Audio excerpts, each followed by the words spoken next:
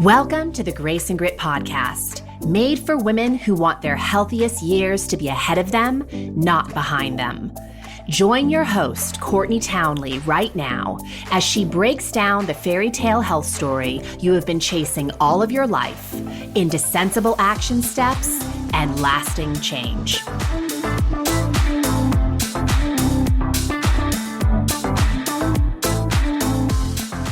Welcome to the Grace and Grit podcast. This is your host, Courtney Townley. As always, thank you for being here. It really does mean a lot that of all the podcasts in the great big sea of podcasts, you chose to listen to this one. I hope you're doing awesomely well.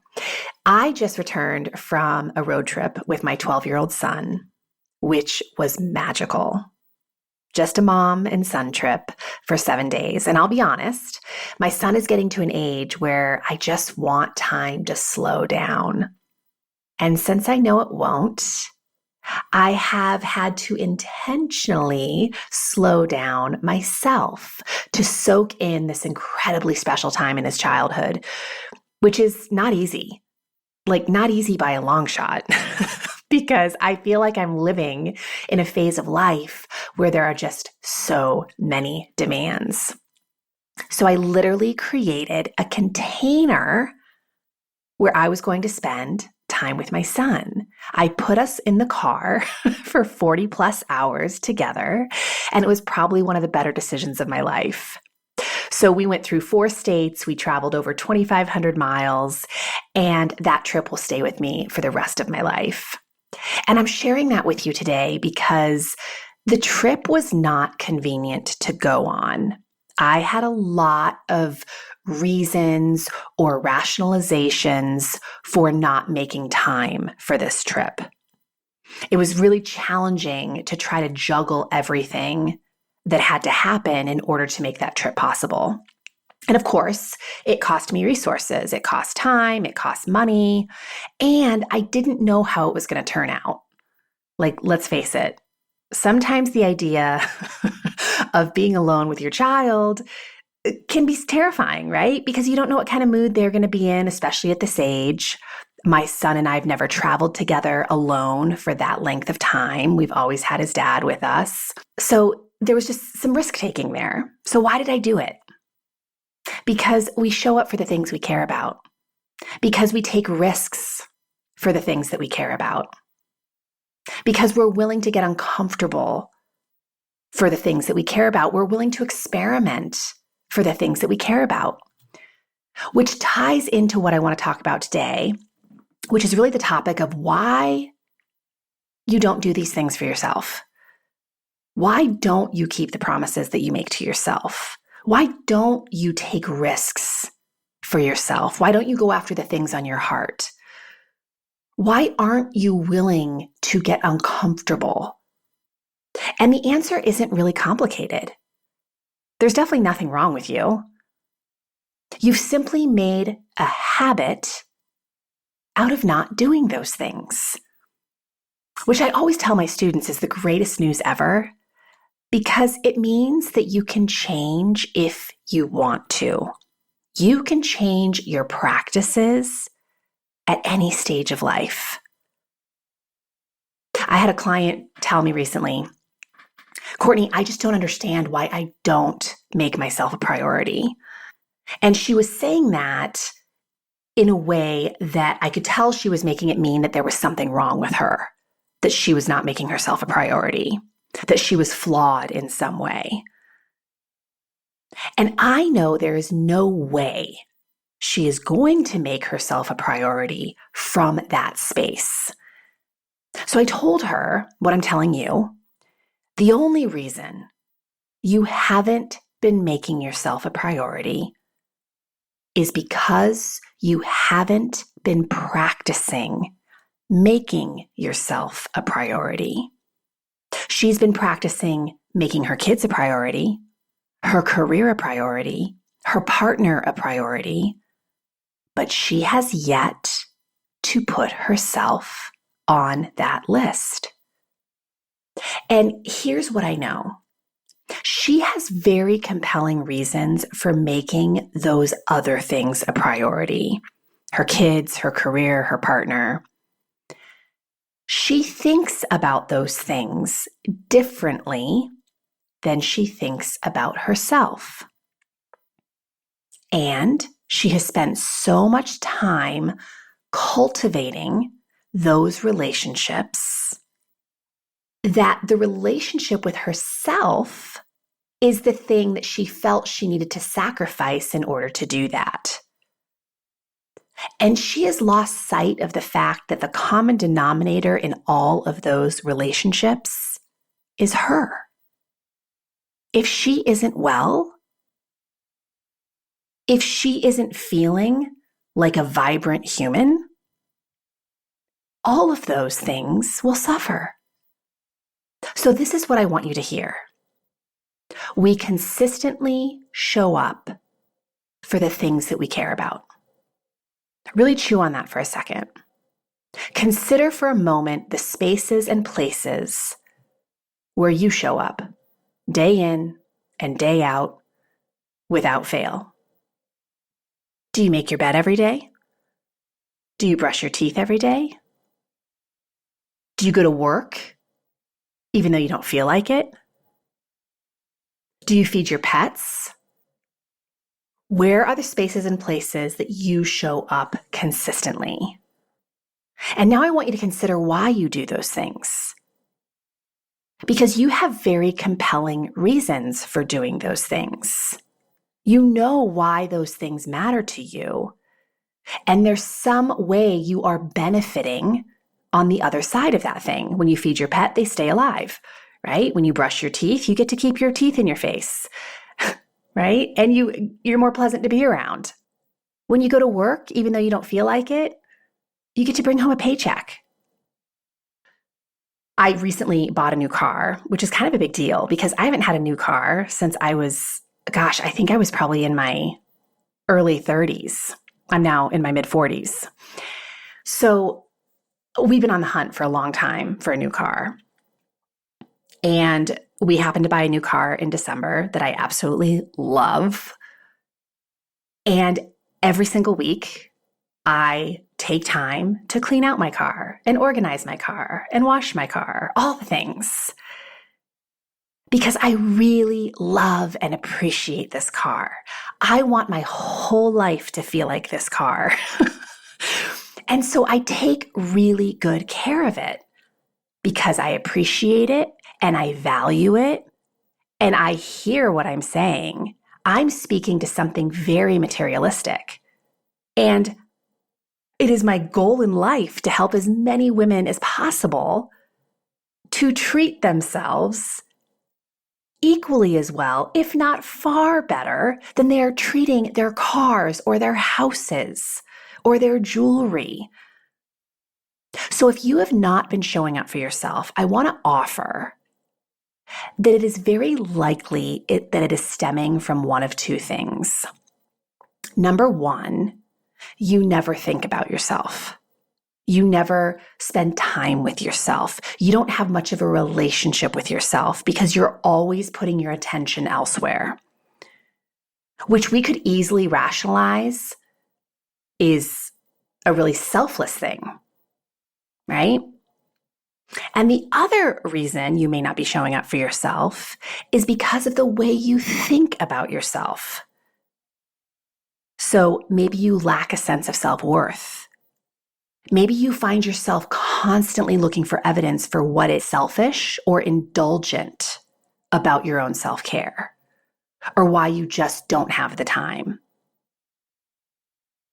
Can you imagine thinking of feeding your dog each day as an indulgent activity? It's not indulgent. It's how we keep the dog alive. Or can you imagine feeling guilty about making your bed each day? I love making my bed each day because I really love getting into a neatly made bed at the end of the day. And never once have I told myself a storyline that made me feel guilty about making my bed.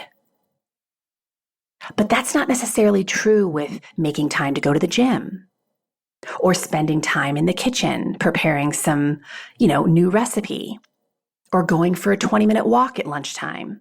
I can make up grand storylines about how indulgent those things are. So why should our self-care really be any different than the other things that we're showing up consistently for? If you are someone listening to this who is thinking, yep, this is totally me. I am consistently showing up in the other spaces and places of my life that I value, but I am the thing that I am consistently not showing up for. I want to remind you that, again, you can build new practices at any time, and new practices begin by getting really clear on your compelling reasons for developing new practices. So when it comes to self-care, I really think that becoming someone who does consistently show up for herself, who does consistently honor her own needs, starts with mending the relationship that you have with yourself. Because many, many women that I work with either have a very challenging relationship with themselves, sometimes toxic relationship with themselves, and some women just don't even have a relationship with themselves because they just simply aren't making time for that. So we start by spending some time with ourselves, right? Carving out time in our week, in our day, that's just for us to be with ourselves. And I know some of you listening to that is like, Courtney, I don't have time in my day. This doesn't have to be an epic period of time. We could spend 5 minutes, 10 minutes just checking in with ourselves, just saying, hey, Courtney, how you doing today? What's going on? How can I support you? What do you need from me today? So we have to be willing to get curious about ourselves, about why we're feeling the way we're feeling, about what we actually need to feel supported in our life, about what we might need to be doing in order to feel better. And part of mending the relationship with ourselves is practicing talking to ourselves in a way that is kind and respectful. Because isn't that how any healthy relationship is forged? You feel respected by another person, and so you want to continue that relationship. You want to deepen that relationship. I want to spend time with people who are kind to me. But a lot of you listening to this podcast today, you do not talk to yourself kindly. You do not talk to yourself respectfully. And then you wonder why you struggle in the relationship that you have with yourself, or you struggle to build any kind of relationship with yourself. Mending the relationship with yourself also means practicing, and I emphasize the word practicing because it is a practice, thinking about yourself in a loving way. One of my favorite questions, my students hear me say this all the time, is what would love do? How would love respond to this? What advice would love give you? I've heard a lot of people use the analogy, right, when you're struggling to give yourself advice or talk to yourself as if it's your best friend. How would you talk to her or him? And reflect that back on yourself. That's what I mean by talking to yourself in a loving way and considering, what would love look like here? What would respect look like here? What would kindness look like here? So if I didn't show up for myself in some way today, or I made a mistake, or I failed on an epic level, or even a small level, what would love do here? How would love respond? What would be a respectful way of thinking about this? How can I be kind to myself within this? That is not the practice most women I work with have. The practice most women I work with have is when things don't go the way they expected them to go, they berate themselves and judge themselves and bully themselves.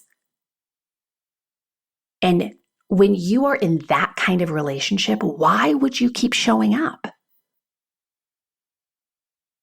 Why would you go the extra mile to spend time with that person? You wouldn't. You don't. So consider doing the opposite. You get to choose to change how you show up in any relationship at any time, including the relationship that you have with yourself. And here's the other thing that I think we all need the reminder of. You don't need to get rid of the other things you care about in order to make room for yourself. You get to have a giving and generous heart for others and simultaneously take care of yourself. Those two things can coexist.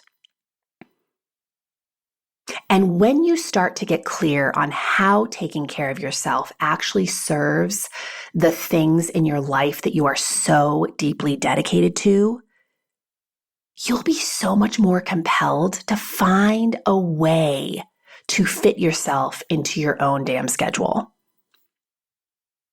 You're doing this all the time with other things. You find a way to get yourself to work even when you don't feel like going, because you weigh the costs. You ultimately decide that going to work and having a paycheck is worth leaning into discomfort for. So you're willing to practice that very important skill set that I'm always reminding you of, which is emotional agility. You're willing to allow discomfort. You're willing to not feel like going and do it anyway. Because what you want on the other side is so much more important to you than being comfortable in this moment. You find a way to brush your teeth, even though it's not fun and exciting. Right? Brushing your teeth is not fun and exciting. It feels pretty awesome when you're done. I love the feeling of having clean teeth. I love knowing that I'm taking care of my mouth, especially with all this research that's coming out about how much the bacteria in our mouth can affect our mental health and physical health. But I digress. Brushing your teeth is not fun and exciting, but you still show up to do it every day because you have compelling reasons for doing it. And yet, I often hear women rationalizing, I'm just bored with my food, so that's why I'm not eating healthy, right? Or strength training has gotten boring for me, or whatever form of exercise they're doing. It's just boring, I'm bored. Well, why do you need to constantly be entertained to do things that honor your care? And I would say one of the reasons behind that is because we're conditioned by the wellness industry, by the diet industry, by the fitness industry to pursue novelty, right? To sign up for the new program, to do the new diet. But the truth is, consistency is not fun and exciting. Feeding your dog every day, not fun and exciting. I don't know why I keep talking about the dog, but it just keeps coming to the top of mind. You feed your children or your pets, even though it's not always convenient, even though you don't always feel like doing it. You adopt the something is better than nothing. So even though you may not always feed your children the healthiest choices, you still feed them something rather than nothing. At least I hope you do. I know there's obviously situations where that doesn't happen, but I hope that's none of the listeners here.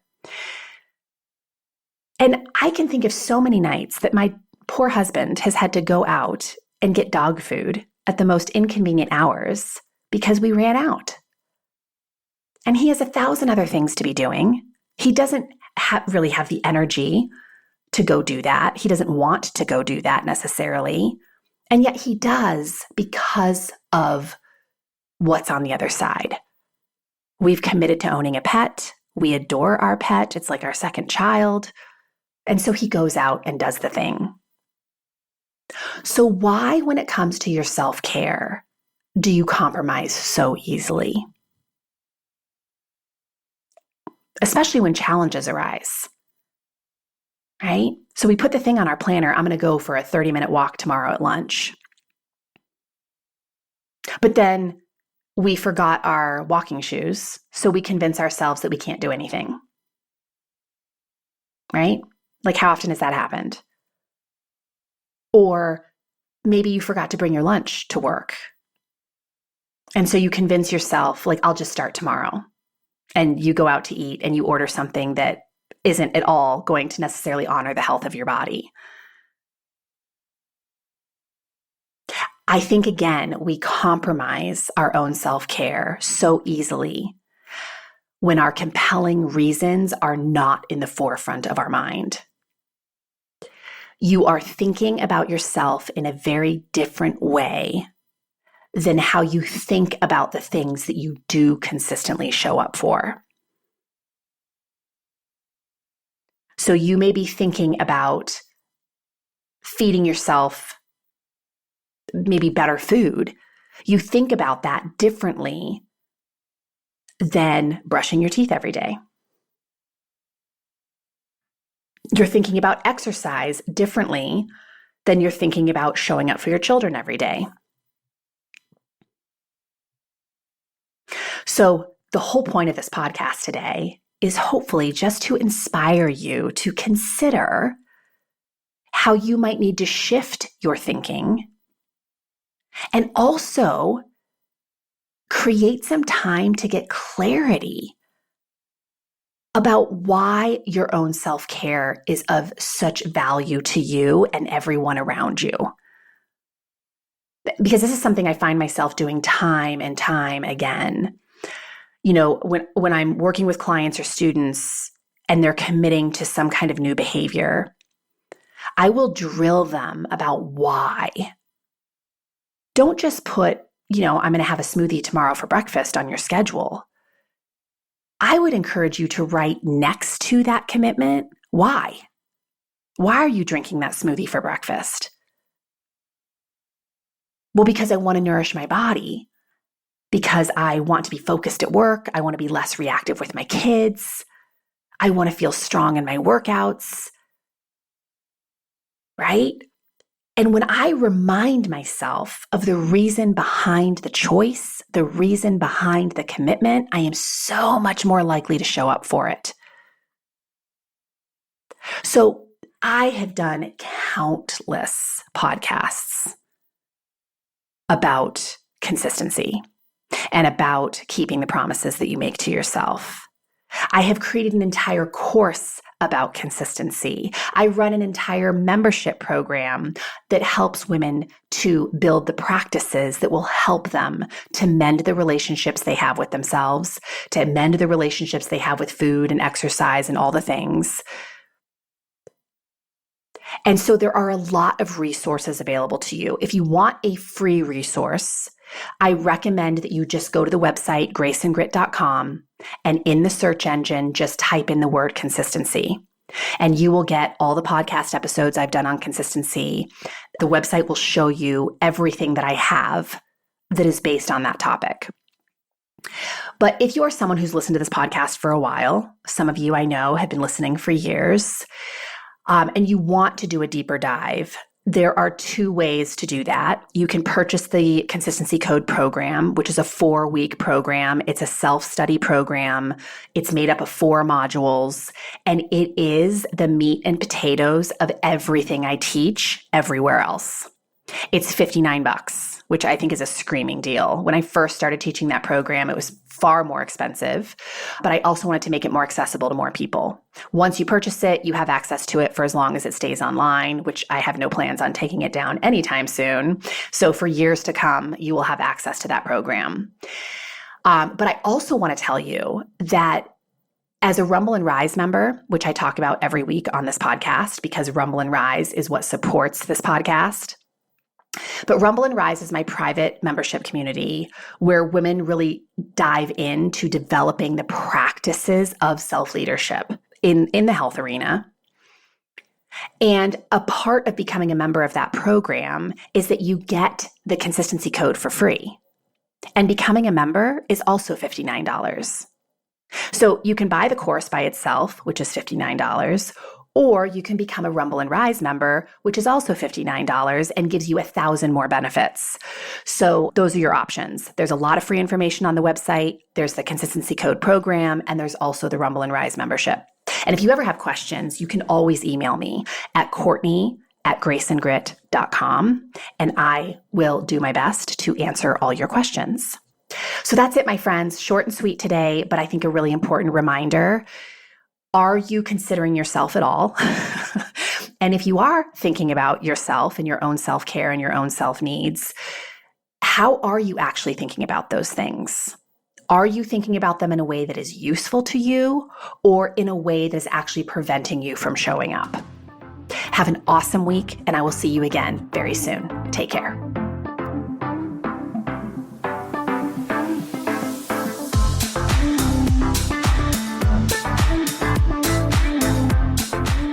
Thank you for listening to the Grace and Grit podcast. It is time to mend the fabric of the female health story.